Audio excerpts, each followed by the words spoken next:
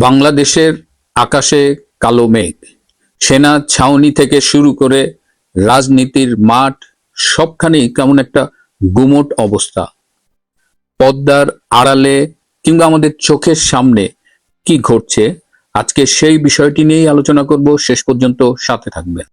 সম্প্রতি বাংলাদেশের রাষ্ট্রপতি শাহাবুদ্দিন আহমেদ চুপ্পুকে তার পজিশন থেকে সরিয়ে দেওয়া হয়েছে, যদিও বলা হচ্ছে তিনি শারীরিক অসুস্থতার কারণে পদত্যাগ করেছেন। কিন্তু আসল ঘটনা নিয়ে আমি আগেই আপনাদের বলেছি, চুপ্পুকে সরিয়ে দেওয়ার পরে তারেক রহমানের জন্য রাজনৈতিক পরিস্থিতি কি ভালো হলো নাকি তার ঝুঁকি আরো বাড়লো, সেটি নিয়ে আলোচনা হচ্ছে। অনেকেই বলছেন যে রাষ্ট্রপতিকে সরানোর পরে নেক্সট টার্গেট হলো সেনাপ্রধান জেনারেল ওয়াকার খান, অর্থাৎ জেনারেল ওয়াকার খানকে তার মেয়াদ পূর্ণ করতে নাও দেওয়া হতে পারে।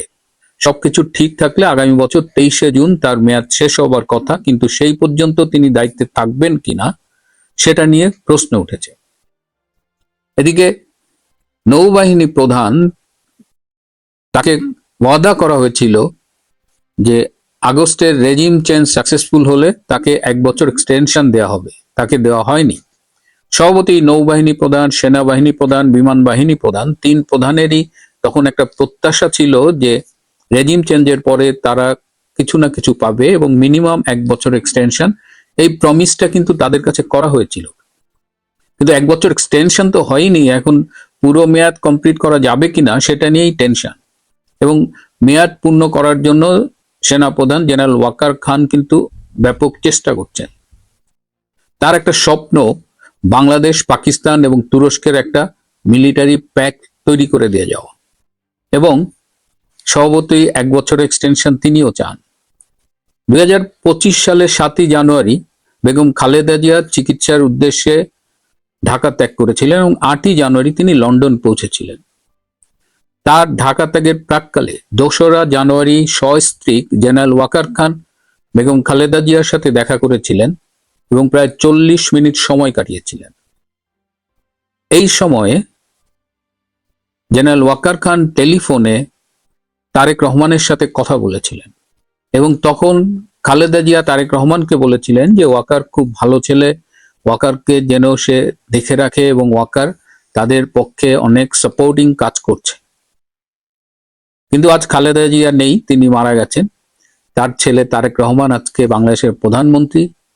কিন্তু তারেক রহমান কেন জানি জেনারেল ওয়াকারকে মায়ের কথা অনুযায়ী দেখে রাখছেন না। একটা ছবি খুব ভাইরাল হয়েছে। বর্তমানে আর্মিদের প্রমোশন বোর্ডের মিটিং চলছে, তো ছবিতে তারেক রহমানের পাশে জেনারেল ওয়াকার দাঁড়িয়ে আছেন এবং যারা বডি ল্যাঙ্গুয়েজ নিয়ে কথা বলেন তারা অনেকেই জানতে চেয়েছেন বা যে ভঙ্গিমায় জেনারেল ওয়াকার দাঁড়িয়েছিলেন সেটি আসলে কি প্রকাশ করে। আর্মির ভেতরে কি কোনো অসন্তোষ দানা বাঁধছে? রাষ্ট্রপতির চলে যাওয়াটাকে আর্মি কেমন ভাবে নিয়েছে? এর ইম্প্যাক্ট বা এর কনসিকুয়েন্স হিসেবে আর্মিতে কি প্রভাব পড়তে পারে সেটা নিয়ে কি আর্মির ভেতরে আলোচনা চলছে?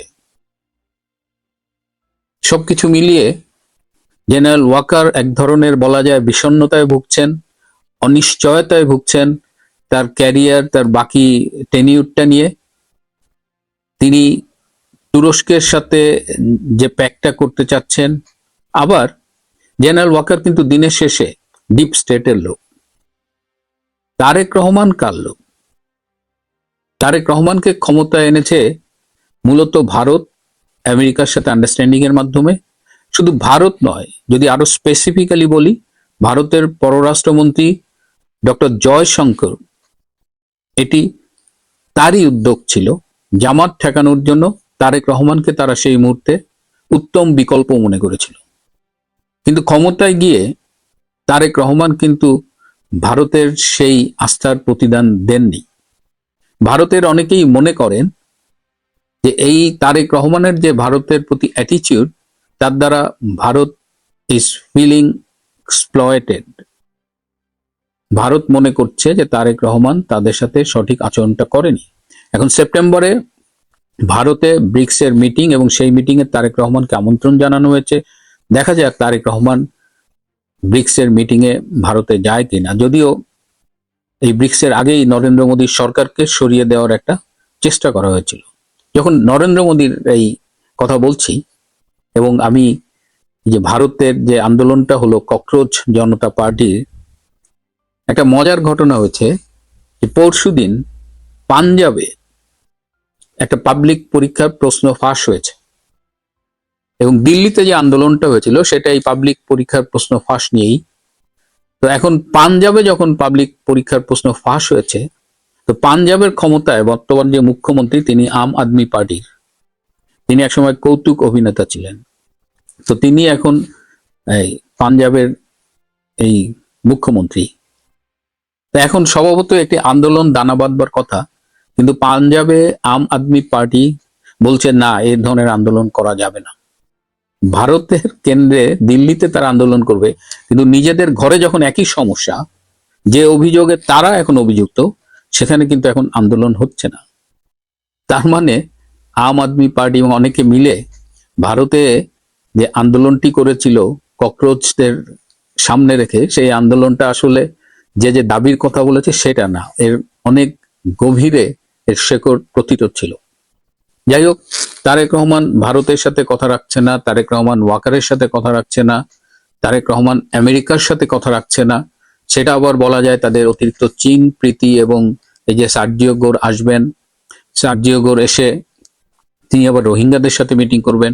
আজ সকালেও বাংলাদেশ মিয়ানমার যে সীমান্ত, সেখানে আরাকান আর্মির উপরে ব্যাপক আক্রমণ হয়েছে।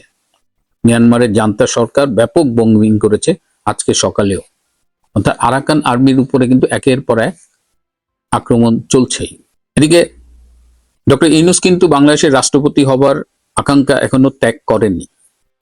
তিনি তার মার্কিন প্রভুদের কাছে তারেক রহমানের বিরুদ্ধে নালিশ করেছেন, কারণ তারেক রহমান তাকে কথা দিয়েছিল তারেক রহমান প্রধানমন্ত্রী হলে এবং ইউনূস যদি শারীরিকভাবে মানসিকভাবে সক্ষম থাকে তাহলে তাকে রাষ্ট্রপতি করা হবে।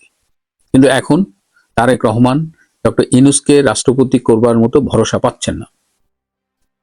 ডক্টর ইউনূস এখনো খুব চেষ্টা করছে, যদিও তার প্রাক্তন প্রেস সচিব ডাস্টবিন শফিককে দিয়ে বলাচ্ছে যে ডক্টর ইউনূস রাষ্ট্রপতি হতে চান না।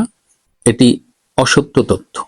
ডক্টর ইউনূস রাষ্ট্রপতি হওয়ার জন্য বিশ্বের নানান প্রভাবশালী ব্যক্তি দিয়ে তারেক রহমানের উপরে প্রভাব খাটিয়ে যাচ্ছে। অর্থাৎ তারেক রহমান ডক্টর ইউনূসের সাথেও কথা রাখেনি। তারেক রহমান তাদের দীর্ঘদিনের পরীক্ষিত মিত্র জামাতের সাথেও কথা রাখছে কিনা সেটি নিয়েও প্রশ্ন উঠছে। যে কারণে জামাত এনসিপির যে দুই দলের যে জোটটা, তারা কিন্তু সরকারকে আক্রমণাত্মক ভাষায় বিভিন্ন কথা বলছে, এবং এর মধ্যে বিভিন্ন জায়গায় বোম ফুটছে। মেট্রো রেলের নিচে বোম পাওয়া গেছে, উত্তরায় বোম ফুটছে। অর্থাৎ পরিস্থিতি ঘোলাটে হবার লক্ষণ দেখা যাচ্ছে। এই অবস্থায় সার্জিও গোর আসবে 29শে জুলাই। সেটি নিয়েও তারেক রহমান সরকার এই মুহূর্তে ভীষণ ব্যস্ত, কিভাবে সার্জিও গোরকে তারা মোকাবেলা করবেন। কারণ ইতিমধ্যেই চাউর হয়ে গেছে যে চীন প্রশ্নেই মূলত আক্রমণটা হবে। রোহিঙ্গাদের সাথেও সার্জিও গোরের কিছু আলোচনা আছে। অর্থাৎ মিয়ানমার সংক্রান্ত ওই করিডোর এ বিষয়েও সার্জিও গোর একটা প্রেশার ক্রিয়েট করবেন, যেটা আমি আগেই বলেছি। এবং এই পরিস্থিতিতে জেনারেল ওয়াকার কি করবেন, তার উপরে ডিপ স্টেটের কোনো নির্দেশ আসবে কিনা, সেটাও কিন্তু ভেবে দেখতে হবে। অর্থাৎ আগামী দিনগুলোতে রাজনীতির মাঠ আবার গরম হয়ে যেতে পারে। প্রিয় বন্ধুরা, আজ এ পর্যন্তই। ভালো থাকবেন, সুস্থ থাকবেন। শেখ হাসিনার নতুন একটি বক্তব্যকে ঘিরে ব্যাপক আলোচনার সৃষ্টি হয়েছে এবং সরকারি মহলেও নানারূপ আলোচনা শুরু হয়েছে। সোশ্যাল মিডিয়ায় ভাইরাল হওয়া সেই বক্তব্যে দেখা যায় শেখ হাসিনা বলেছেন, মুক্তিযুদ্ধের পক্ষের সকল শক্তি, প্রগতিশীল শক্তি, মানবিক গুণাবলীতে যারা বিশ্বাস করেন তারা সবাই ঐক্যবদ্ধ হন। অতীতে তিনি বিভিন্ন সময় আওয়ামী লীগ এবং আওয়ামী লীগের সহযোগী সংগঠনের সকলের ঐক্যের কথা বলেছেন, তাদের প্রতি আহ্বান জানিয়েছেন। এবারে আহ্বানটা মুক্তিযুদ্ধের পক্ষের সকল শক্তি, প্রগতিশীল চিন্তা চেতনায় বিশ্বাসী, মানবিক গুণাবলীতে বিশ্বাসী, তাদেরকে ঐক্যবদ্ধ হওয়ার আহ্বান জানিয়েছেন। একাধিক রাজনৈতিক বিশ্লেষক এবং সিনিয়র সাংবাদিকদের ধারণা, এটি 1971 সনে বঙ্গবন্ধু 7 মার্চে যখন একটা প্রারম্ভিক বক্তব্য দিয়েছিলেন, ঐতিহাসিক ভাষণে, যেখানে তিনি গোটা জাতিকে প্রস্তুত হওয়ার জন্য বলেছিলেন, এটা কিছুটা সেরকমই মনে হচ্ছে। বঙ্গবন্ধু তখন সেই ভাষণটি দিয়েছিলেন যখন আর কোনো উপায়ন্ত ছিল না, তখন তিনি গোটা জাতিকে প্রস্তুতি নেওয়ার জন্য বলেছিলেন। শেখ হাসিনাও এই ক্ষেত্রে হয়তো সেভাবেই মুক্তিযুদ্ধের পক্ষের প্রগতিশীল চিন্তা চেতনার, মানবিক চিন্তা চেতনার সকলকে ঐক্যবদ্ধ হওয়ার আহ্বান জানিয়ে মূলত দলের বাইরেও মুক্তিযুদ্ধের সকলকে একত্রিত হওয়ার জন্য একটি মেসেজ দিয়েছেন। বাংলাদেশ আওয়ামী লীগের বাইরেও অনেকে মুক্তিযুদ্ধের চিন্তা চেতনাকে সরাসরি ধারণ করেন এমন রাজনৈতিক দল, nap, communist party, workers party, সাম্যবাদী দল, জাতীয় পার্টি, জাসদ, বাসদ, সাম্যবাদী দল, নজরুল বাসার, মাজদুহানের বিভিন্ন রকম সংগঠন রয়েছে। যে সকল অসংখ্য সংগঠন আওয়ামী লীগের বাইরে থেকেও কঠিনভাবে মুক্তিযুদ্ধের চেতনা, মুক্তিযুদ্ধের আদর্শকে ধারণ করে এবং বিশ্বাস করে। শেখ হাসিনা তাদের ভিতরে ঐক্য সৃষ্টি করার জন্য আহ্বান জানিয়েছেন যে মুক্তিযুদ্ধের পক্ষের প্রগতিশীল এবং মানবিক গুণাবলীতে যারা বিশ্বাস করেন তারা ঐক্যবদ্ধ হন। আমার মনে হয় এই আহ্বানটি নতুন কোনো ইঙ্গিত বহন করছে, নতুন কোন প্রস্তুতির দিকে যেতে হচ্ছে হয়তো মুক্তিযুদ্ধের পক্ষের সকল শক্তিকে।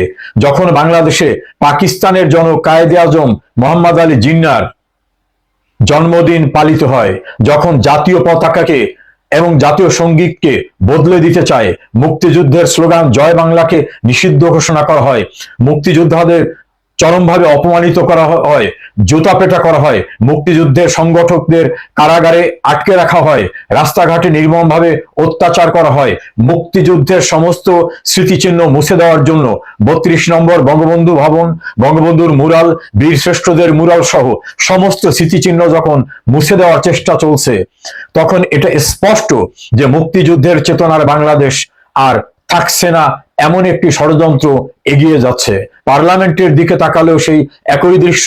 ক্ষমতায় যারা আসীন হয়েছেন প্রত্যক্ষ পরোক্ষভাবে তাদের ভিতরেও ঘাপটি মেরে এবং সরাসরি উপস্থিতি মুক্তিযুদ্ধের চেতনার পরিপন্থী মানুষদের। এই পরিস্থিতিতে শেখ হাসিনার আহ্বানটি নতুন করে আরেকটি মুক্তিযুদ্ধে ঝাঁপিয়ে পড়ার জন্য মুক্তিযুদ্ধের পক্ষের সকলকে আহ্বান বলে অনেক বিশ্লেষণের ধারণা। অনেক বিশ্লেষকের ধারণা এই আহ্বানটা 1971 সনের 7 মার্চের আহ্বানের মতোই জাতিকে প্রস্তুতি নেওয়ার। দর্শক শ্রোতা, হয়তো মুক্তিযুদ্ধের চেতনাকে পুনরুদ্ধার করতে আরেকটি মুক্তিযুদ্ধে বাঙালি জাতিকে ঝাঁপিয়ে পড়তে হতে পারে, যার মাধ্যমে আমাদের সেই অসাম্প্রদায়িক গণতন্ত্র, সমাজতন্ত্র, ধর্মনিরপেক্ষতা, জাতীয়তাবাদের যে মূল স্তম্ভ, সেই বাংলাদেশকে পুনরুদ্ধার করতে হবে। সে সময় বোধহয় হাত ছানিয়ে দিয়ে রাখছে। শেখ হাসিনার আহ্বানে তেমনই ইঙ্গিত বহন করছে। গুরুত্বপূর্ণ বিভিন্ন সংস্থা, রাজনৈতিক প্রতিপক্ষ পক্ষ সকলের আলোচনায় এখন শেখ হাসিনার এই নতুন আহ্বান।